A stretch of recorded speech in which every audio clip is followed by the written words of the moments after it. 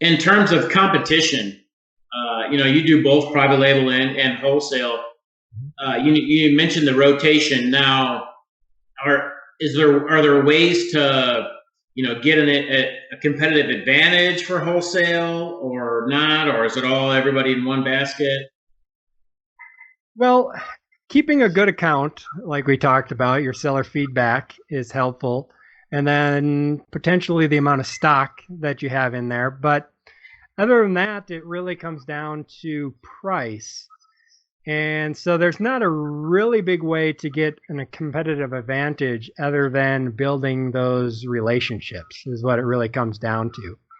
The mechanics in Amazon, once you figure that out, it's just rinse and repeat. But the business really comes down to building those relationships, getting the extra discount, because there's a lot of times where I look at a product, they give me the best pricing, right?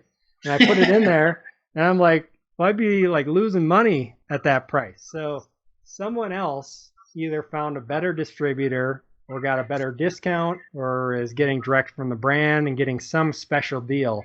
And so they have that advantage because I can't even get to where they're at.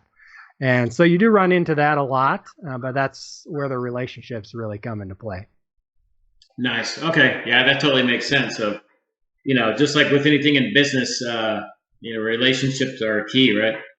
Yeah. And that's, I was talking with Scott, the owner of Buy Boxer. He's one of the 22nd largest Amazon seller. And we were talking about how in Amazon wholesale, what's really cool is like a small seller just starting out can actually have a competitive advantage over him. And he's doing $60 million a year because you can build that personal relationship maybe with another small brand that wants to work with a small business rather than a big business.